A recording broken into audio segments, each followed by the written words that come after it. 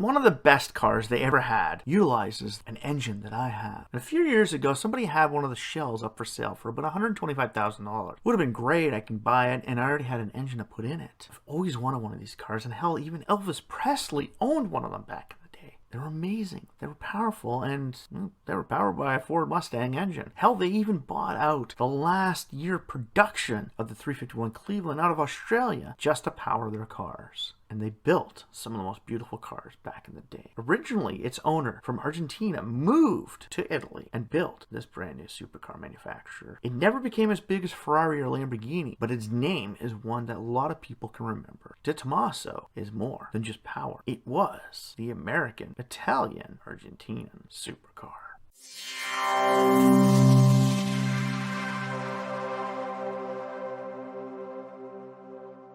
Welcome back to the AutoLooks podcast. I am your host, as always, the doctor to the automotive industry, Mr. Everett J, coming to you from our main website at AutoLooks.net. If you haven't been there, stop by, check it out. Some of our ratings, we do well over 500 cars every single year. On our end of the year ratings, we rate vehicles on their exterior designs. And throughout the year, you can find design rating articles and blogs about some of the greatest vehicles coming out to the public this year. On top of that, stop by and check out our corporate links websites and help pages. And if you're an educator or a parent, stop by. You can check out some of our children's books or the help pages to find amazing websites and information from the automotive industry. It's all there on the AutoLooks.net website. AutoLooks, division of Ecom Media Entertainment, and hosted by the one and only Everett J.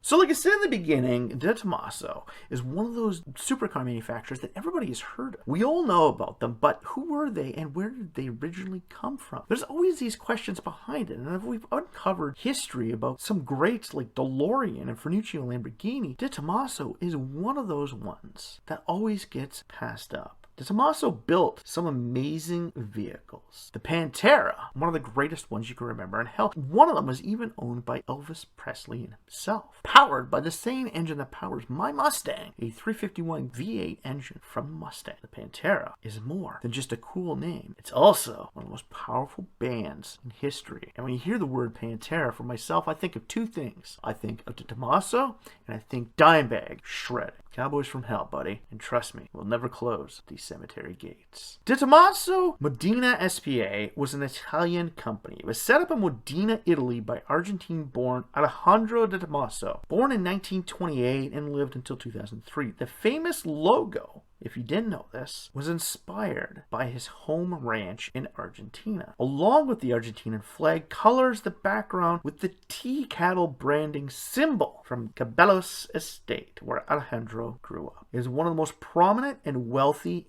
ranching families. But again, why did he leave Argentina and go to Italy and build cars? Well, sit back, you're gonna learn some stuff. In 1945, he raced his first race, which would soon take him on an extravagant racing career. By 1954, he had completed a 1,000-kilometer race of Buenos Aires. His family was politically prominent, which soon would lead him to Italy. He had backed an underground political newspaper which opposed the current president. And in 1955, he took part in an attempt to overthrow the Argentine regime. This failed, and he soon had to leave Argentina and politics for good. Alejandro emigrated to Italy in 1955 after being implicated in a plot to overthrow the current Argentinian president, Juan Perón. He settled in Bologna, Italy, and soon got a job with OSCA as a test car driver. Never heard of Oscar? They are one of the big racing outfits from Italy. This is where he met his second wife, an American heiress, Elizabeth Isabel Haskell, who was the granddaughter to William C. Durant. And if you don't know that name, then you really don't know your history about cars, because William C. Durant is one of the most prominent automotive names in history. He was the founder of General Motors. He helped bring the divisions together. And with the help of the McLaughlin family from Oshawa, Ontario, William C. Durant built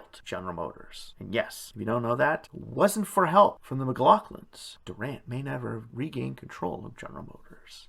Isabel was a capable driver as well, and together they raced successfully in the Oscar sports cars. Alejandro soon started experimenting with his car's design, but due to his limitations imposed by the Maserati brothers who owned Oscar, he gets frustrated and leaves to form his own company. So yeah, Oscar was part of the original Maserati family. The Maserati brothers really didn't want him screwing around with their cars because they didn't feel that this kid from a political and ranching background really knew anything about developing proper race cars. Sound kind of familiar to you? Kind of like, Ferruccio Lamborghini and Enzo Ferrari? Well, spat, and one of them goes off to create their own car company. Alejandro soon founded his own company, De Tomaso Automobili, in 1955 to build prototypes and race cars. This was followed after a move to Modena, Italy, the bread and butter of Italian supercars. Hell, it's also where Maserati and Ferrari reside. This company was backed by his brother-in-law. De Tomaso differentiated itself with the use of aluminum backbone chassis, which would become their technical trademark. Sound familiar? DeLorean did it too. His first product was a single-seat race car which featured a 1,492cc Oscar engine. Unfortunately, he would rely on Oscar for his early years, but soon would depart from his previous employer to utilize Ford engines. And if you remember, back in those days, back in the 60s, Ford tried to buy into Ferrari. And here they are with another Italian brand. De Tomaso designed and produced prototype race cars for Formula Junior 3, 2, and 1, and Indy. Within their racing heritage, they would build many racing cars, and even one for F1 driver Frank Williams himself. Up until 1963, De Tomaso's vision was only to race cars, but similar to that of Enzo, he would soon change with his next project. By 1963, his Velaguna racing car was completed and ready for someone to build. This would become one of the first mid-engine layouts ever seen on a light-use vehicle. As no one wanted to build this car, he soon turned to Ghia, Volkswagen Ghia, to help his company build. With only a simple 104 horsepower 4-cylinder engine from a Ford Cortina, the Velaguna wasn't what you would call a true sports car. But if you remember, the Acura NSX originally was developed with a 4-cylinder, so they're not that far off. The Velaguna only built 58 cars, but it was a catalyst for his next project. In 1964, De Tomaso received a call from Carroll Shelby to help him build a race car that no one could beat. Carroll Shelby, like a Shelby Cobra, okay? This is an amazing call. This is also going to bring him closer to Ford. Soon, the P70 entered the racing world, with Shelby leaving before its completion to join the GT40 project from Ford. So originally, Carroll worked with De Tomaso to try and build their ultimate racing car, but taking his information and leaving him at the last minute to go work on the GT40 project. Designed by Peter Brock and backing by Shelby, the P70 project was well on its way. Failed delivery dates and the conflict between Shelby and De Tomaso meant the project was on its way out. And in 1966, De Tomaso saw a need for more financial stability, and with the commercial success of the Velaguna, was ready to establish the brand as a sports car manufacturer. Unfortunately, if you go back and you check out about the P70, it never really made it, unfortunately. Beautiful looking car. Due to a fight between Shelby and De Tomaso, its fate was essentially sealed. In 1967, they purchased Ghia Design House, which was later sold to Ford in 1970. Using the failed Ghia De Tomaso Sport 5000, a Project P70 car, as its backbone, the Mangusta, or Mongoose in Italian, became his first supercar. The use of the name was seen as a retaliation to Shelby for leaving the project. The Mangusta utilized a Ford V8 in place of the limited 4-cylinder engine from the Laguna. The Ford Hypo 289 and later 302 were the main engines, with only one being built with a Chevrolet engine for GM Vice President Bill Mitchell. Yeah, a Vice President from General Motors wanted a car from someone else. Kind of neat. But do you kind of get this? The Mangusta, or Mongoose. Gotta remember, Mongoose eats snakes. Shelby left to make the Cobra, and they made the Mongoose. Take that.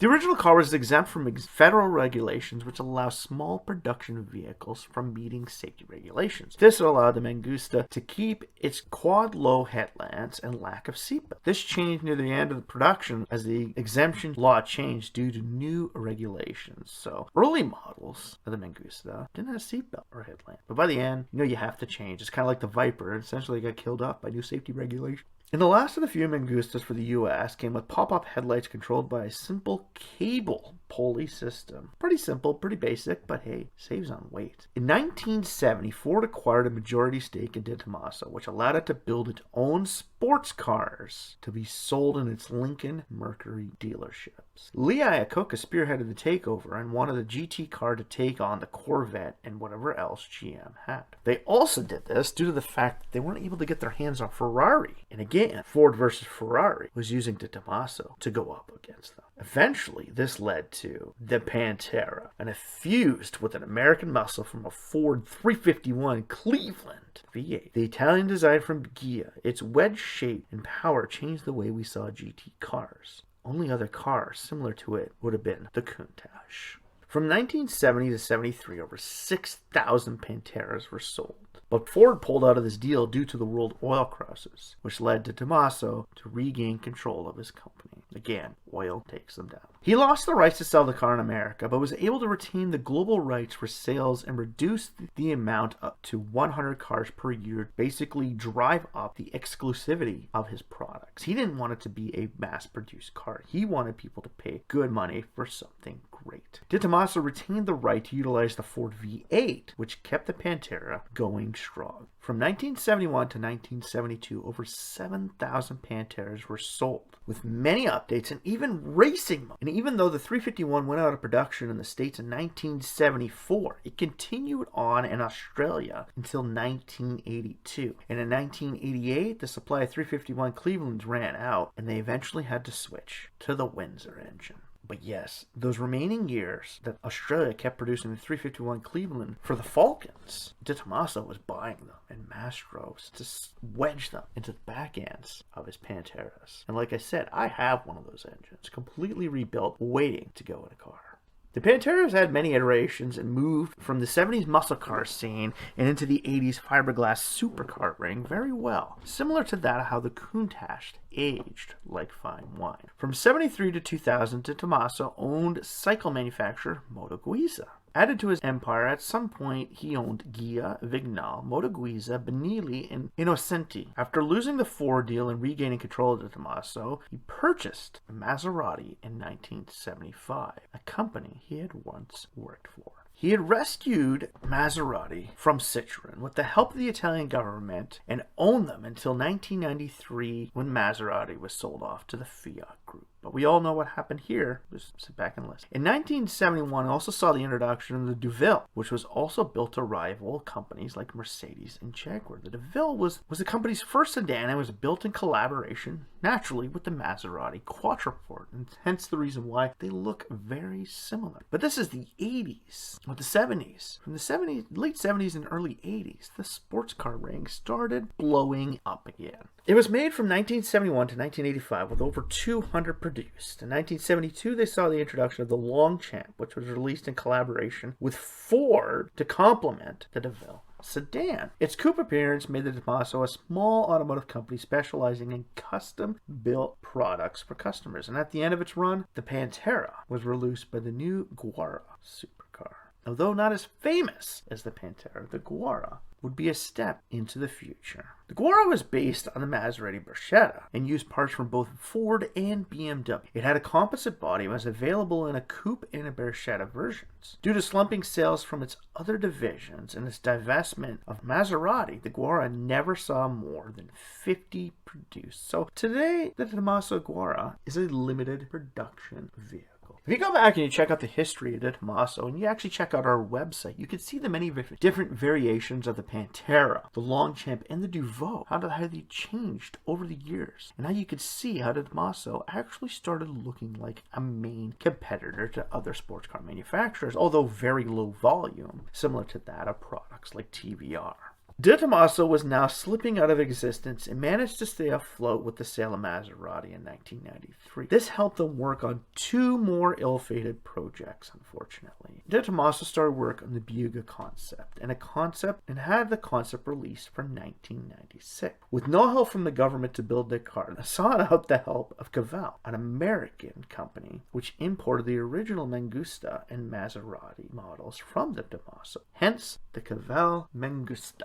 If you've ever heard of it, that was the last De Tomaso to ever enter the North American marketplace. This was to be sold as the De Tomaso Mangusta, but sour relations of licensing and distribution brought Caval to take over the project, which sold it as the Caval Mangusta. This was built Caval's own assembly plant under their own name, and after their ill-fated Bigua sports car project, De Tomaso went to work on their very last product. In 2002, they did have the intention of building an off-road vehicle, but never got past their pre-development. This was to be built in collaboration with US, but issues kept it from ever being built. They could have been one of the first ones to the sport SUV craze. This was short-lived, and the plant was soon sold to Rover for them to make the new MG X-Power SUV.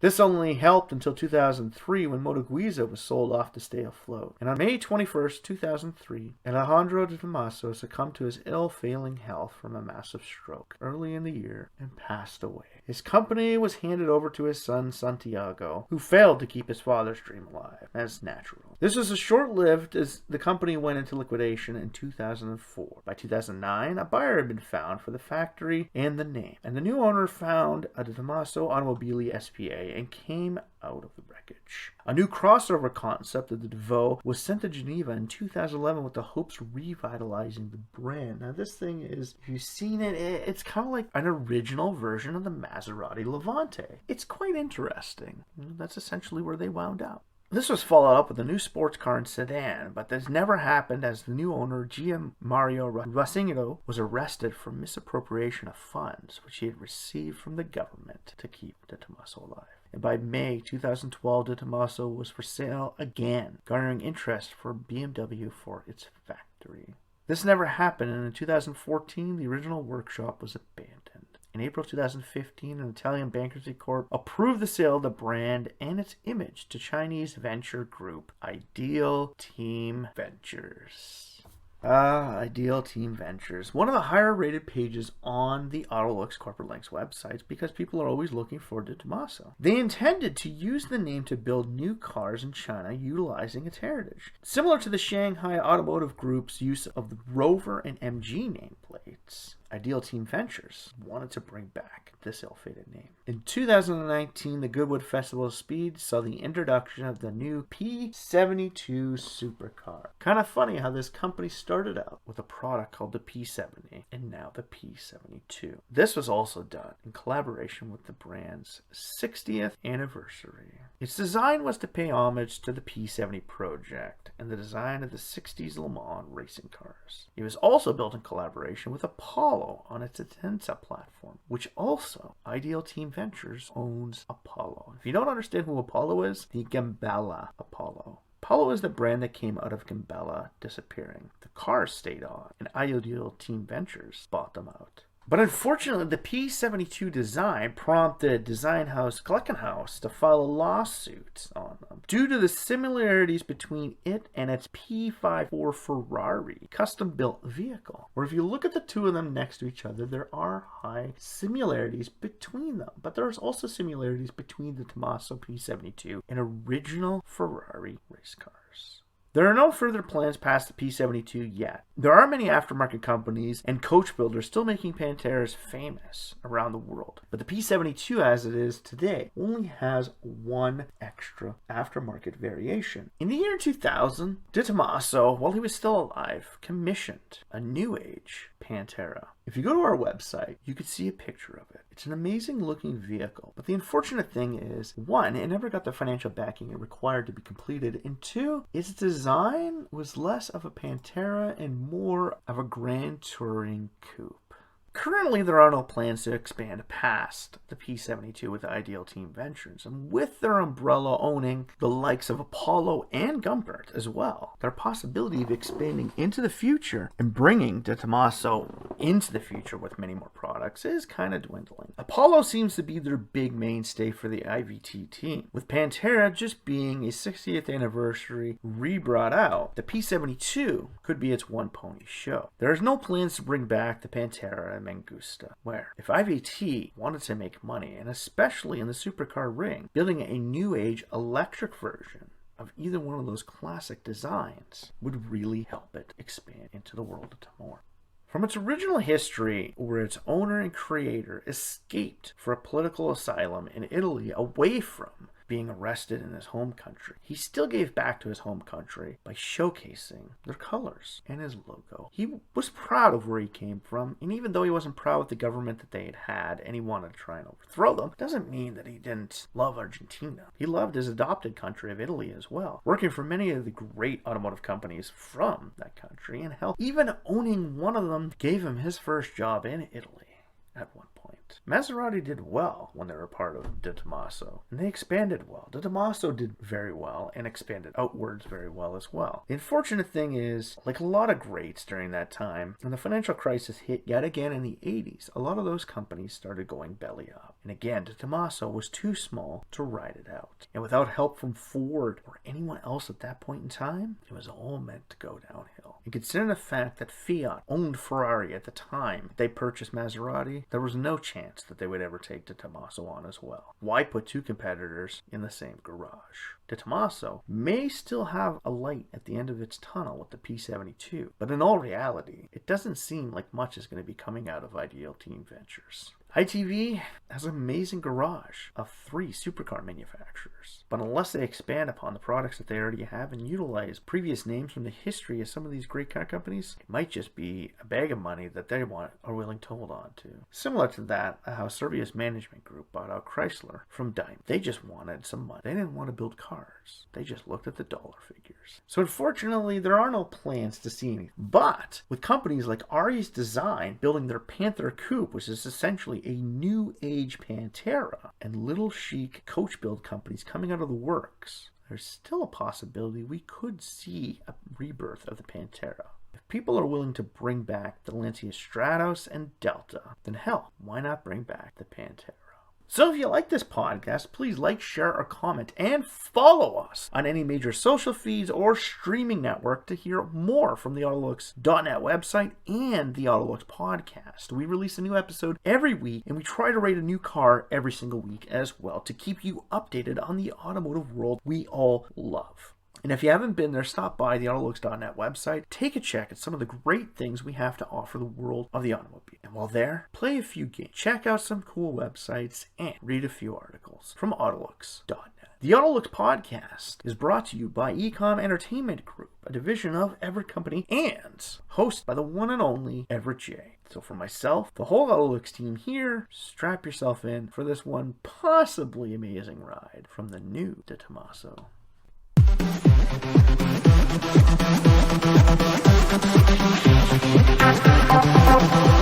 Thank you.